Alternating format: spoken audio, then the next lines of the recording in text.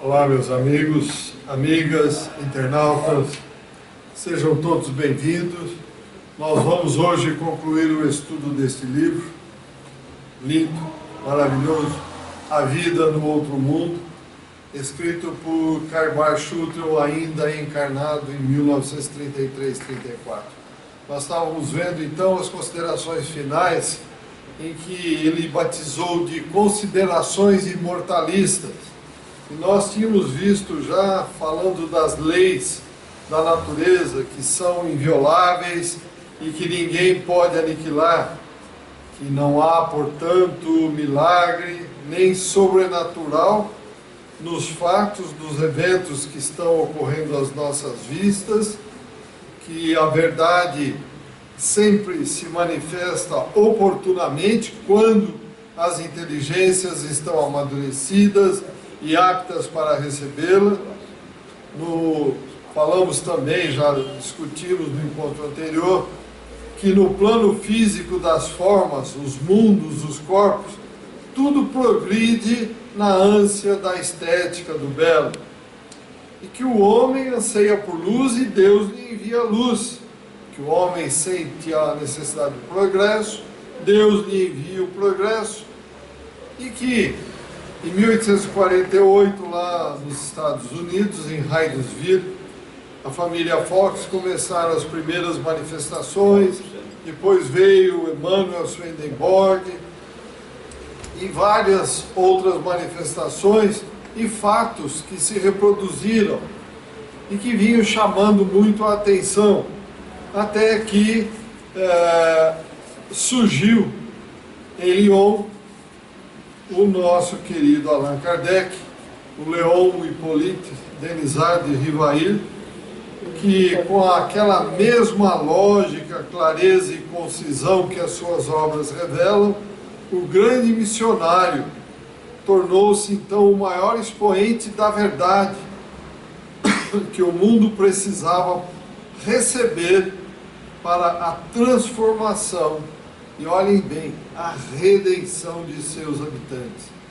Então, todos os seus livros, podemos aí a semelhança de um sedento que procura saciar a sua sede, ele poderá aí imergir no cálice do vinho novo para se desfazerem das concepções obsoletas do passado, preparando-se para os surtos grandiosos nas amenas regiões da vida eterna.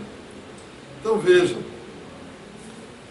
o que é que nós, seres humanos, habitantes do planeta Terra, neste momento em que estamos transitando de provas e expiações para a regeneração, o que é que fizemos efetivamente?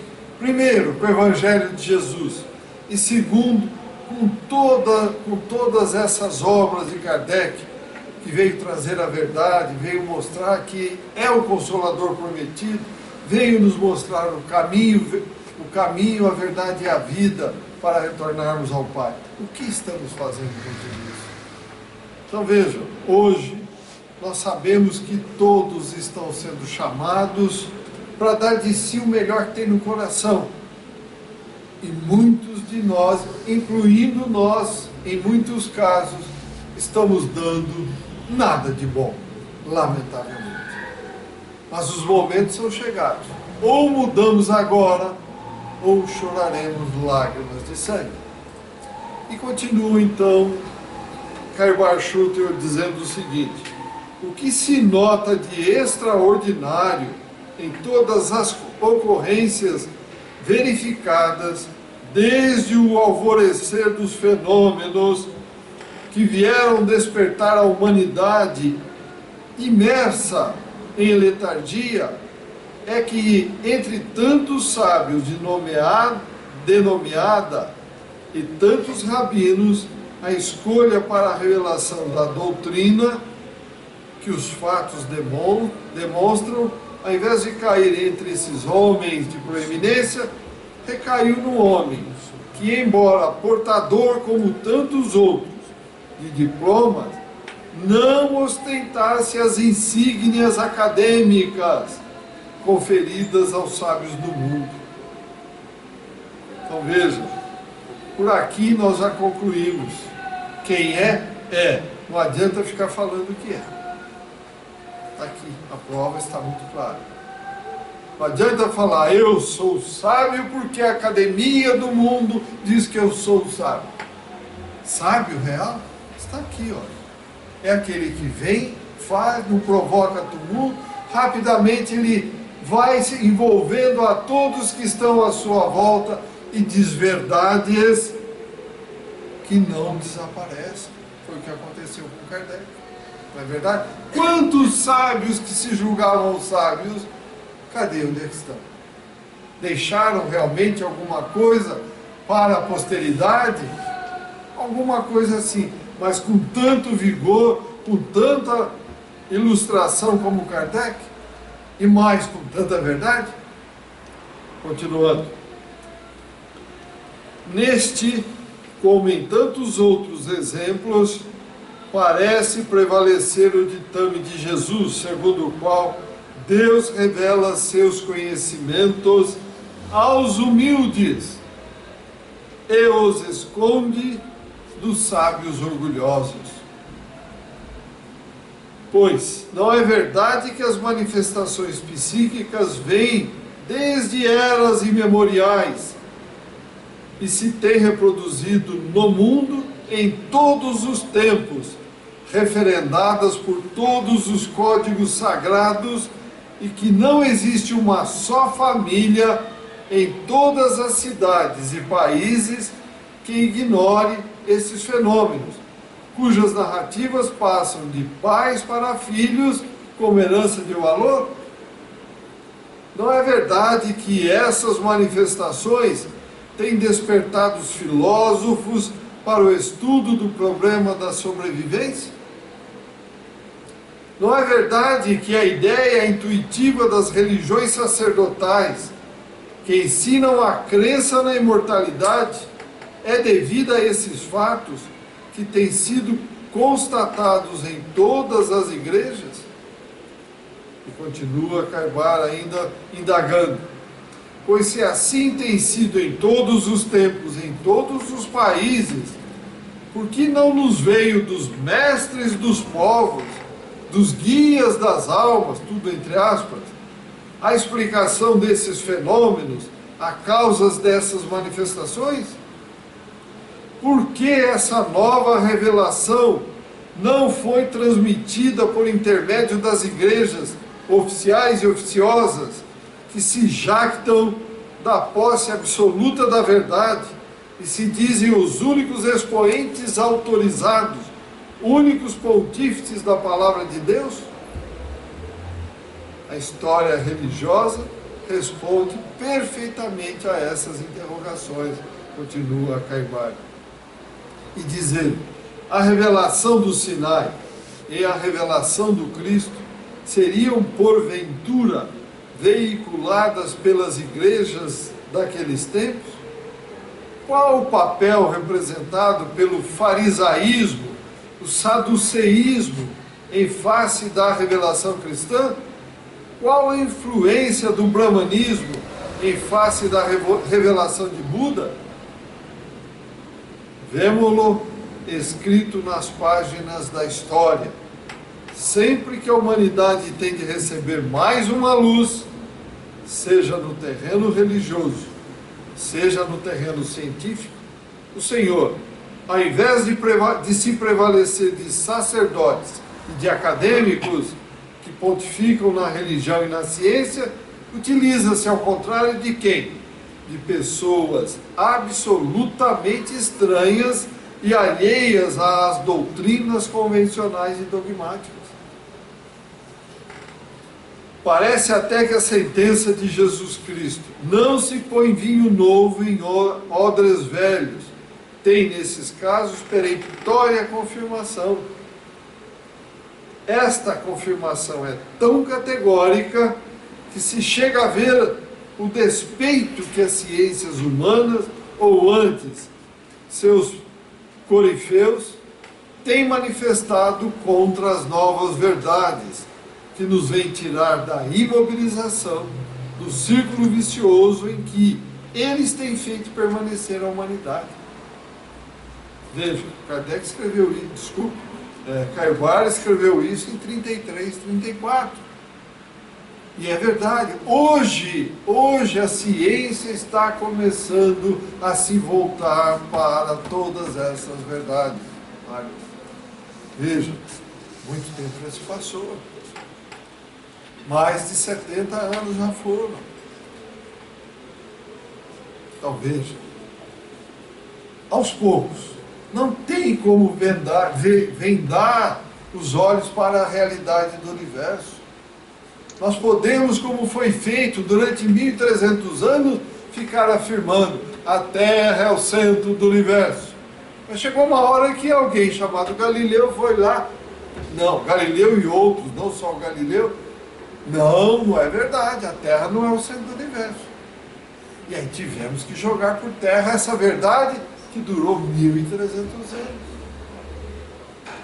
E por quê? Orgulho, vaidade, egoísmo. Não, nós é que mandamos, tem que ser do nosso jeito, a verdade está conosco. E não estava.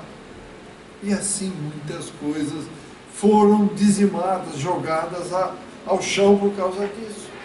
Não seria tão mais prático, tão mais tranquilo se efetivamente usássemos a voz para nos entender, para buscar o melhor para a coletividade e não para a individualidade como é ainda hoje.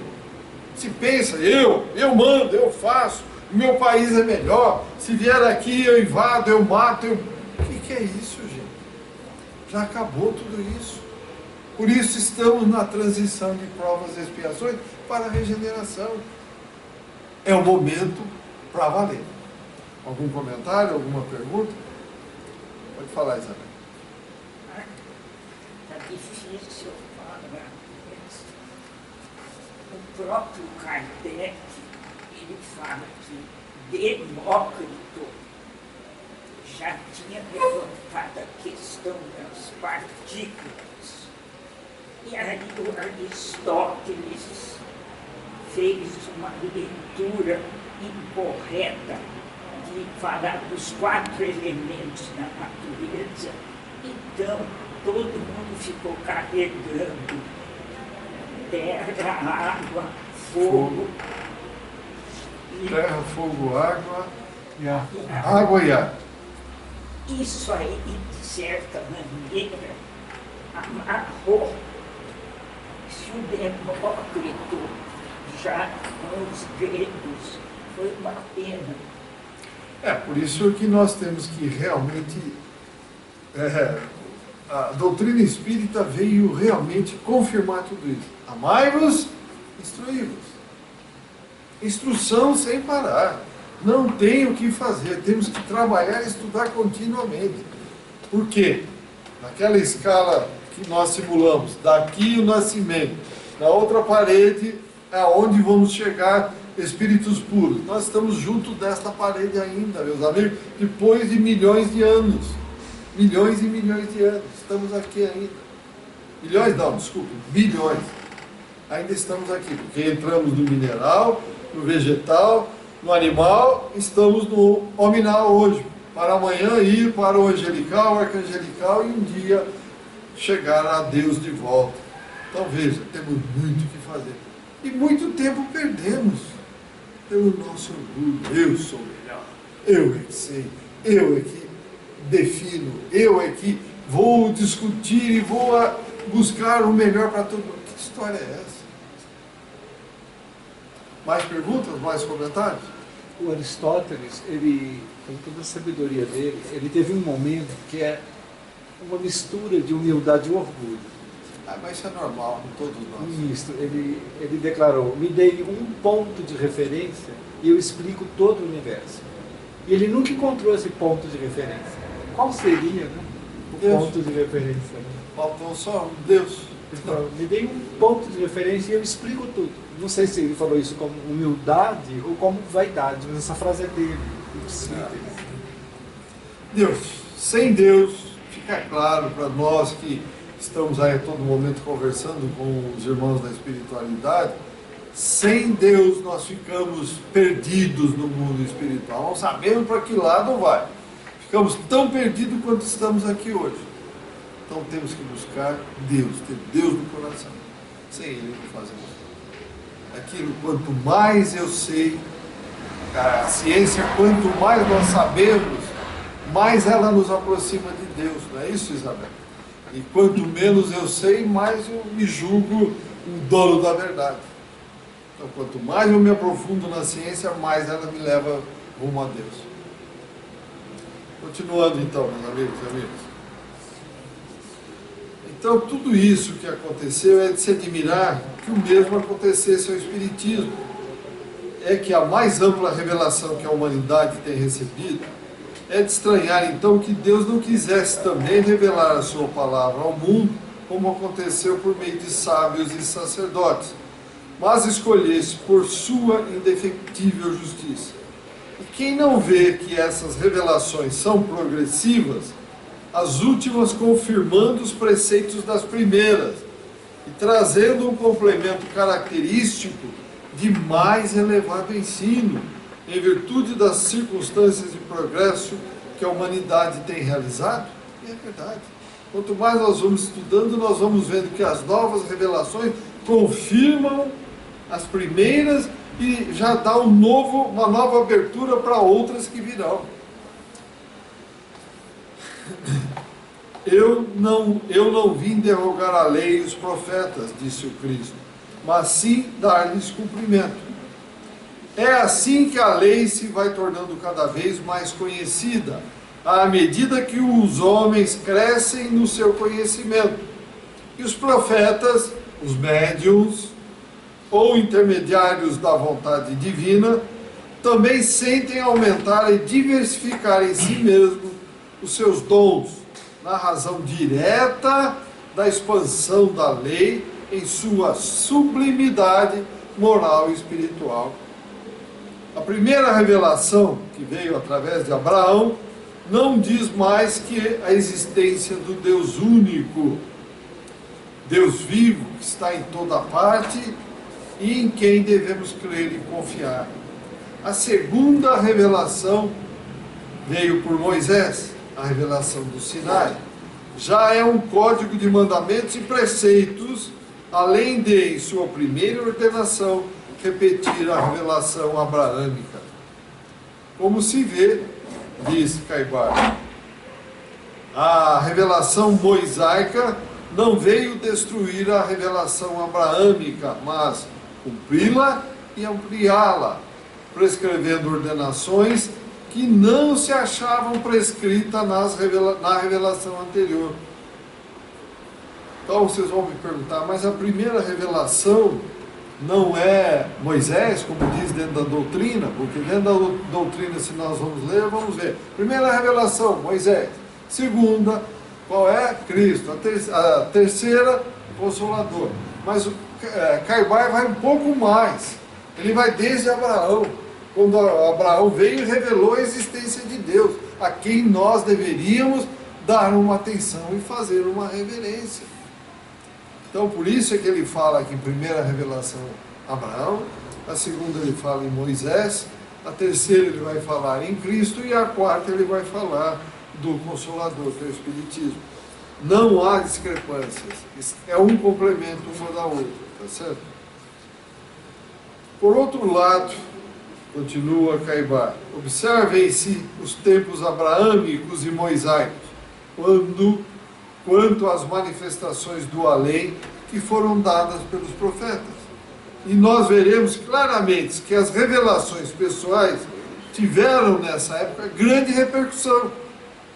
Os médiuns da época, então chamados profetas, se multiplicaram tanto e tanto abusaram de suas faculdades que Moisés chegou a proibir os encantamentos, ou seja, as adivinhações, as invocações dos mortos, impondo como legislador e chefe do povo de Israel penas severas a quem transgredisse o seu decreto.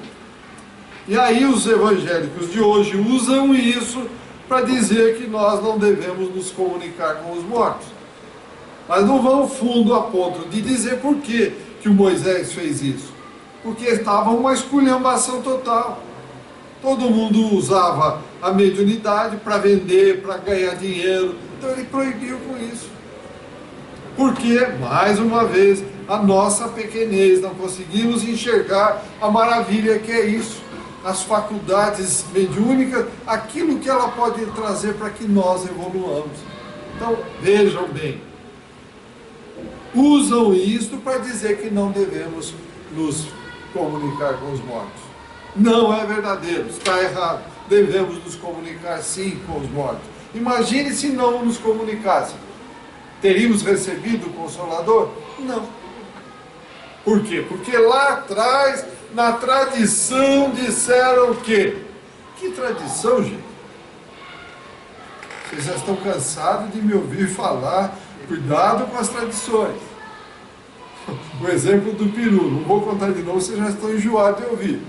Mas vou contar. Aí gostaram, né? Querem que conte?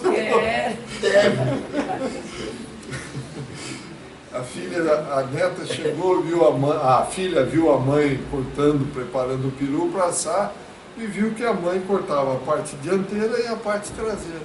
Mãe, por que a senhora corta a parte dianteira e traseira do peru? Ué, porque a sua avó cortava. A avó estava viva. Vovó, por que a senhora cortava a parte dianteira e traseira do peru? Porque a bisavó fazia isso. Por sorte, a bisa ainda estava viva, foram perguntar para ela. Bisa, por que corta a parte dianteira e traseira do peru? É que naquela época, meu forno era pequeno e ele não cabia, por isso que eu cortava. Então, cuidado com as tradições. Temos que analisar, temos que pensar. Não é simplesmente admitir e, como um boi bravo, abaixar a cabeça e ir em frente. Não, meus amigos. Temos que usar a lógica, temos que usar a razão. Continuando, então.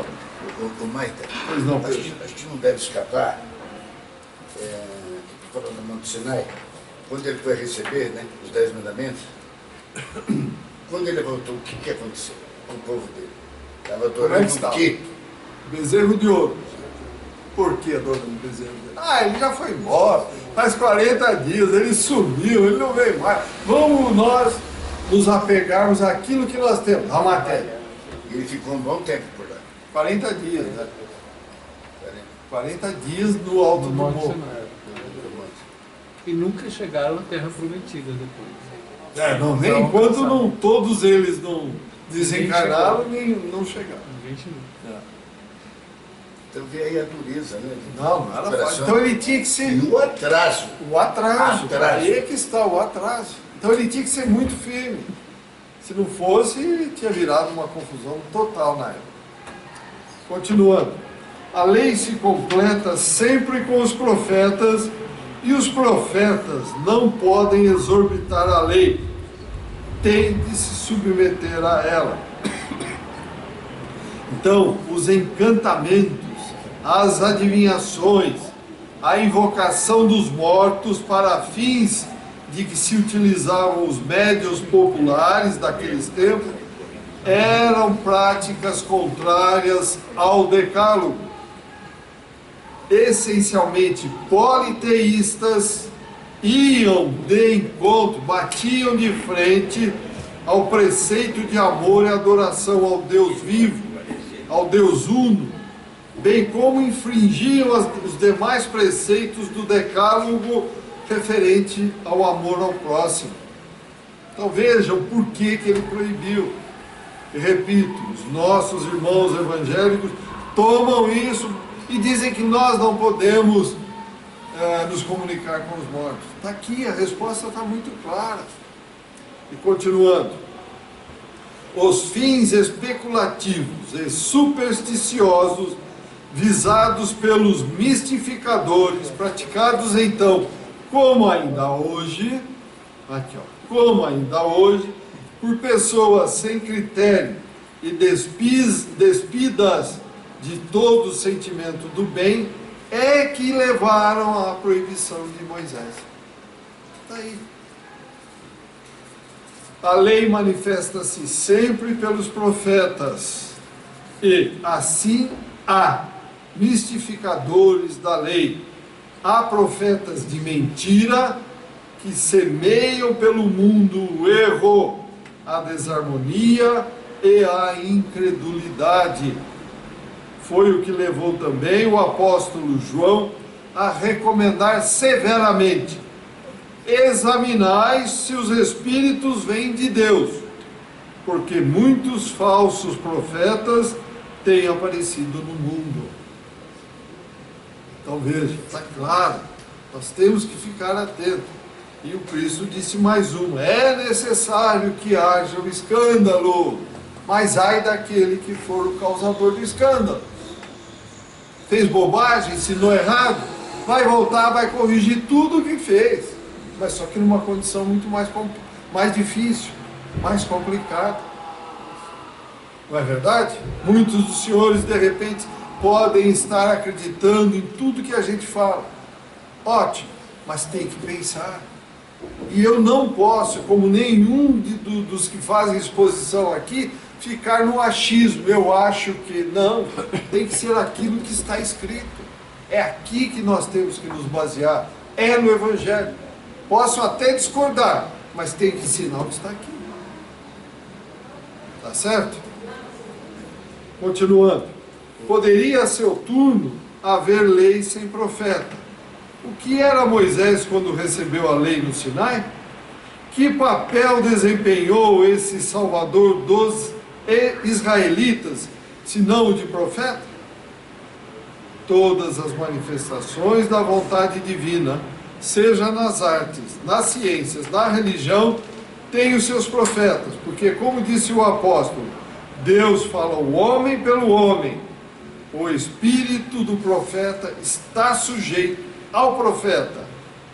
Em Elias e Eliseu vemos o exemplo desta doutrina.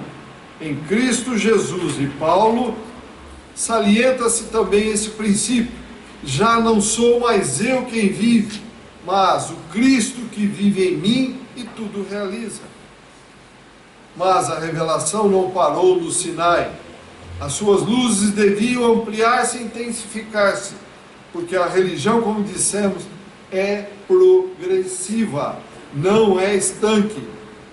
Não é como eu disse, porque a tradição fez, nós vamos ficar repetindo indefinidamente aquilo. Não, é progressiva. Temos que estar aberto ao novo. Nessa escala aqui, nós estamos aqui. Nascemos simples e ignorantes para ampliar o conhecimento e um dia chegar a Deus. Então, é progressiva. Cerca de 2000 anos após a explosão do Sinai, uma nova e mais intensa luz brilhou na Palestina, irradiando-se depois pelo mundo todo. Já havia nascido em tosca alfombra, ou seja, no presépio, como nós sabemos, o Cristo, e crescia humildemente aquele que, alheio a todas as congregações religiosas, empunharia o facho divino para iluminar a revelação mosaica e cumpri-la, pois não vinha revogá-la, mas aumentar-lhe a intensidade do clarão, desde que já era mais acentuada a madureza da humanidade. Então, tudo vem ao seu tempo e à sua hora. O próprio Cristo, depois, ele falou: tem coisas que eu não vou poder falar para vocês, mas mandarei o Consolador. E veio o Consolador. Assim como tem coisas que nós hoje não entendemos, mas entenderemos mais no futuro. Neste intercâmbio contínuo e constante com o mundo espiritual, novas revelações virão. Não só através de um único médium, mas simultaneamente por muitos médiuns em todo o planeta. Como foi a revelação, como foi a doutrina espírita. Kardec o que fez? Pegou tudo que houve de manifestação no planeta, elencou, codificou e colocou numa forma para que nós pudéssemos entender. Mas voltando aqui, o que diz então o nosso querido Caio Barchuto, de Moisés em diante, a despeito da proibição, os profetas de Deus não cerraram seus lábios, e outra coisa não fizeram, senão chamar a atenção dos homens da terra para as coisas do céu. Cada página do Velho Testamento confirma isso que estamos falando.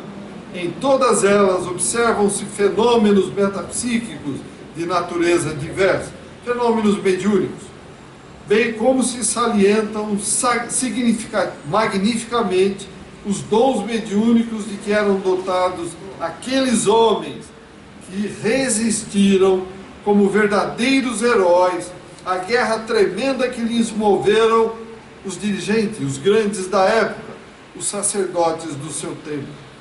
Por quê? Eles moveram essa guerra tremenda contra eles. Por quê?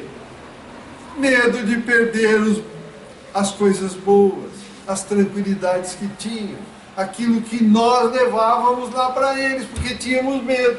A gente saia correndo, levava, deixava eles numa boa, e nós, sabe-se lá como vivíamos. Estávamos errados? Errados sim, porque não pensávamos. Mas não cai um fio de cabelo ou uma folha de uma árvore que o pai não tenha conhecimento. Então, se fazíamos aquilo, é porque merecíamos. O que tínhamos feito no passado, deixa quieto, é bom nem saber. Leia-se a história dos próceres da verdade religiosa: Ezequiel, Daniel, Isaías, Elias, Eliseu. Desenterre-se a Bíblia dos escombros dogmáticos e dos mistérios que a retém desconhecida do povo, e ver-se-á que essa luz que brilha atualmente no Espiritismo não é mais do que aquela chama que teria de estender-se mais tarde e abranger o mundo inteiro. Isso aqui foi escrito em 33, gente. Olha só, ele já falava. O advento do cristianismo tem absoluta paridade com a época atual. De 80 anos até hoje. Por que ele fala 80 anos?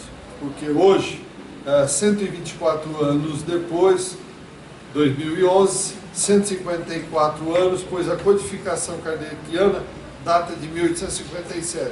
Então, voltando ao próprio Caibar, o advento do cristianismo tem absoluta paridade com a época atual, na qual os espíritos, como hoje, tudo fazem para positivar as manifestações mediúnicas, intelectuais e de efeitos físicos, que se alastram e hão de desenrolar-se, justificando as palavras do precursor: os tempos são chegados, preparai as veredas do Senhor, porque os vales serão nivelados, e os morros dos outeiros serão arrasados. A vida do Cristo, a vida de Cristo, do nascimento até a morte, é uma série ininterrupta do quê? De manifestações proféticas, mediúnicas, que revelam bem claramente a missão do Filho de Deus. Esta singular individualidade, continua Caibar, personifica perfeitamente a lei e os profetas, e é, pois talvez por essa razão, que para dar a conhecer de forma categórica a seus principais discípulos, subiu ao alto do monte e num apelo supremo lhe fez aparecessem as duas principais figuras que representaram os maiores expoentes da lei e dos profetas, Moisés e Elias, para servirem de testemunhos vivos da sua singular missão. Então vejam, Elias e Moisés apareceram por quê? Que fenômeno espiritual houve ali? Uma materialização. Houve uma materialização. Todos que estavam presentes viram. Jesus fez isso para corroborar, confirmar.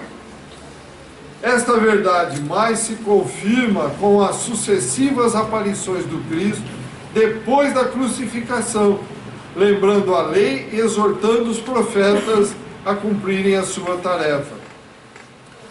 Aí está, portanto, a nova revelação espírita desempenhando esse dever, esclarecendo os homens e proporcionando-lhes fatos extraordinários, admiráveis fenômenos, tais como aqueles que deram motivos a inúmeras obras do Espiritismo e da parapsicologia.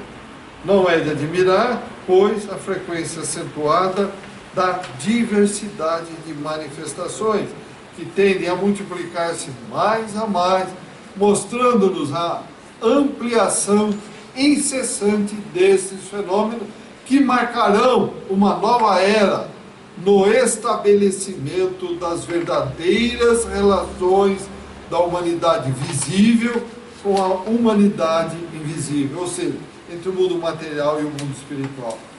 É o caso de repetirmos com o apóstolo Paulo: em parte conhecemos e em parte profetizamos, mas quando vier o que é perfeito, aquilo que é em parte será posto à margem.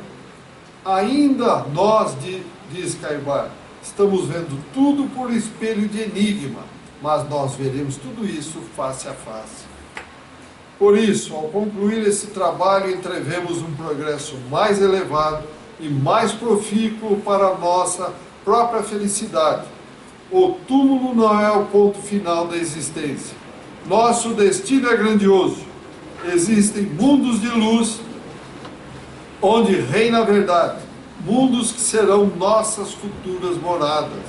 Assim como o progresso caracteriza perfeitamente a evolução gradativa do nosso planeta, que um dia será paraíso terrenal, assim também esta lei inflexível que rege todos os mundos que estão aí no universo, nos prepara moradas felizes, dispersas nesse cosmo infinito, nessa casa de Deus. E ele conclui dizendo o seguinte: tenhamos fé e estudemos.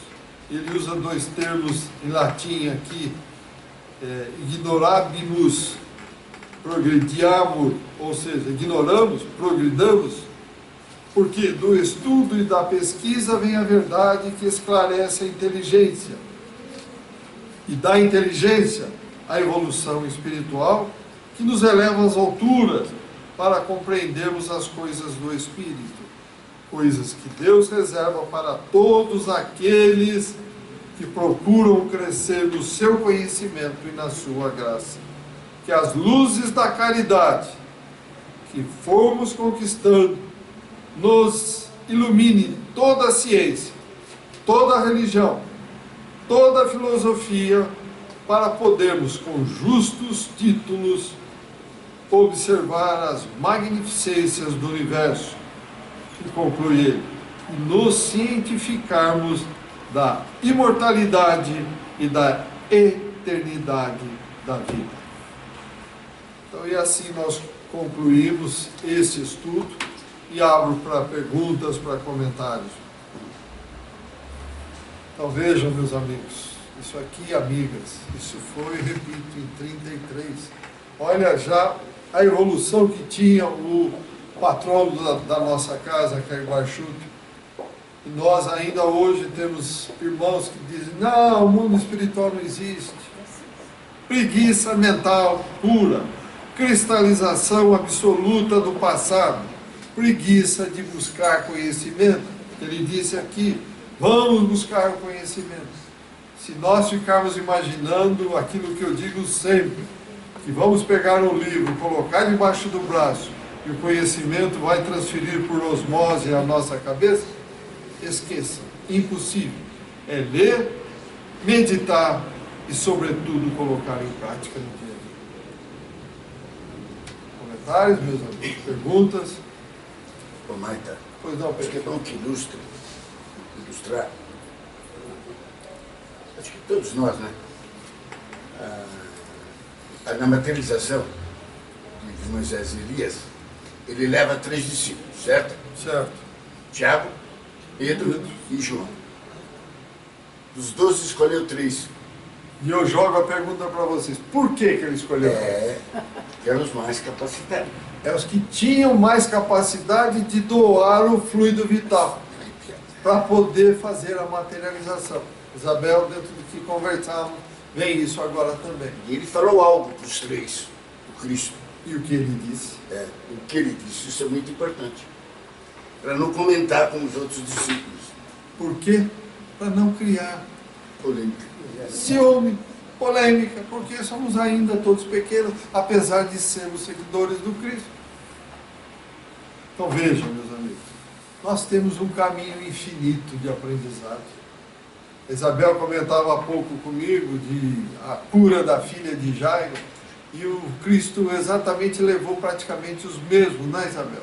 Pedro, Tiago e João. Por quê? Pela mesma condição. Precisava de reposição de fluido vital. E assim vai. Então vejam, nós temos muito, mas muito que estudar e muito que aprender. Então, meus amigos e amigas internautas, no próximo encontro, a partir do próximo encontro, nós vamos iniciar o estudo do livro Fatos Espíritas e as Forças X, Espiritismo e Materialismo. Também uma obra de Caibar, escrita por ele ainda encarnado. Muito obrigado a todos pela paciência em estar conosco e que possamos, na próxima obra, discutir bastante. Obrigado, saúde e paz e até o próximo encontro.